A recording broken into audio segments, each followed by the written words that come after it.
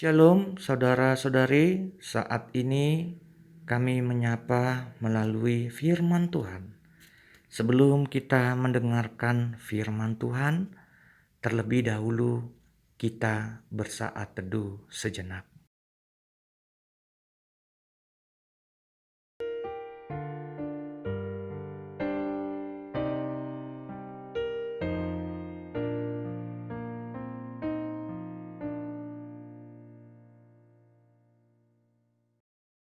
Amin.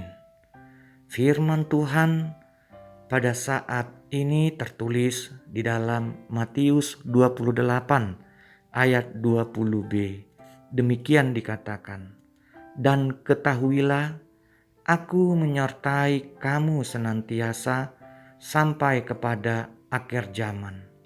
Ai idama, saina dunganok kudohamu ganup ari rasi rasa ro ajalni hasianganon."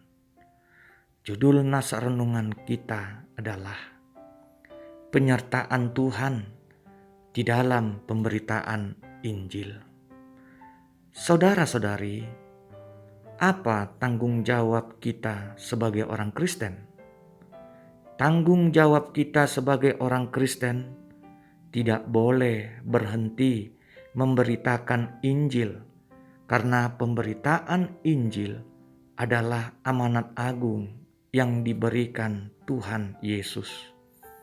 Banyak tantangan, kesulitan yang kita hadapi di dalam pemberitaan Injil. Tetapi Yesus tidak akan membiarkan pemberitaan Injil itu berhenti. Yesus mengatakan, "Aku menyertai kamu senantiasa sampai kepada akhir zaman." Bersama Yesus, kita tak akan pernah sendirian.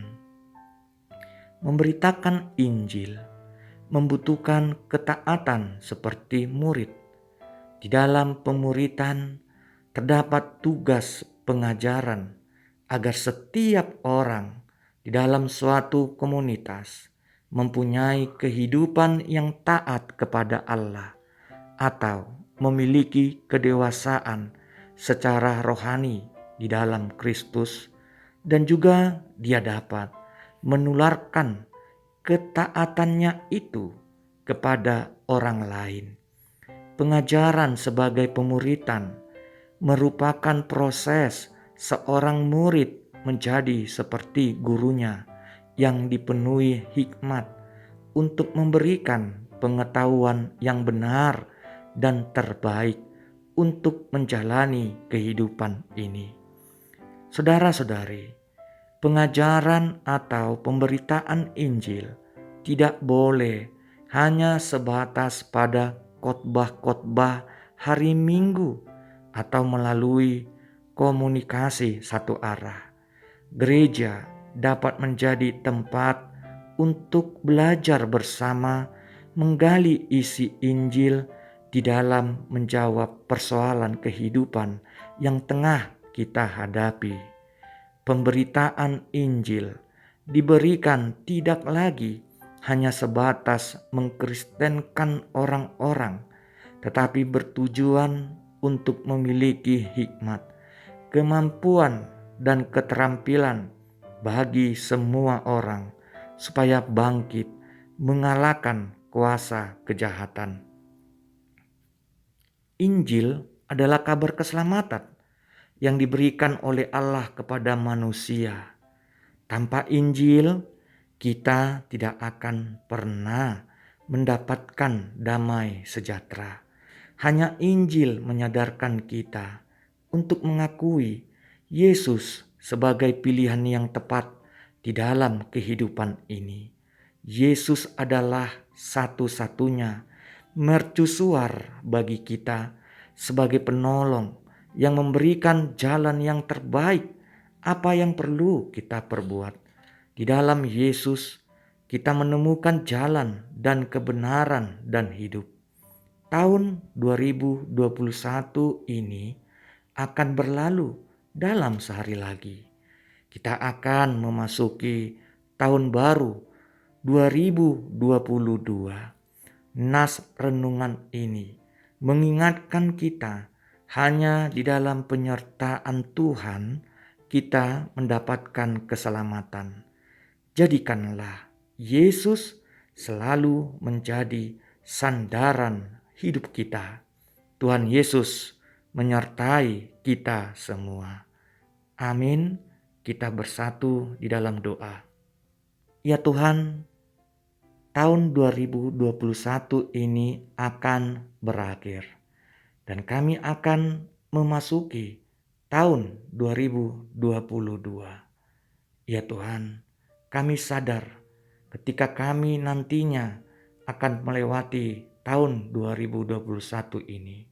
Ini semuanya berkat dari penyertaan-Mu saja ya Tuhan, yang selalu memampukan kami melewati hari-hari kehidupan kami. Ya Tuhan, kami sadar bahwa Engkau memberikan kehidupan bagi kami, supaya kehidupan ini kami jadikan kesempatan bagi kami untuk melayani sesama kami dan juga kami pakai untuk melayani-Mu. Ya Tuhan, kami akan memasuki tahun 2022. Sertailah kami ya Tuhan, berikan kepada kami kesehatan, berikan hikmat, supaya kami mampu menjalani tahun 2022 ini. Ya Tuhan, seluruh harapan, tujuan hidup kami, kiranya Engkau berkati, mampukan kami ya Tuhan, supaya kami mampu memakai semuanya itu untuk memuliakan nama-Mu, bukanlah untuk memegahkan diri kami. Ya Tuhan, kuatkan juga kami, supaya kami mampu memberitakan firman-Mu, baik di dalam perbuatan, teladan kami. Ya Tuhan, berikan kepada kami kesetiaan untuk menyembah-Mu, kesetiaan untuk melayani dan memberitakan nama-Mu sampai akhir hidup kami di dunia ini. Ya Tuhan, kami yakin Engkau pasti menempati janji-janji-Mu bagi kami, bagi orang yang setia padamu ya Tuhan. Engkau karuniakan mahkota kehidupan. Amin. Terimalah berkat dari Tuhan Allah, kasih karunia Tuhan Yesus Kristus, dan damai sejahtera dari Allah Bapa dan persekutuan Roh Kudus kiranya menyertai kamu. Amin.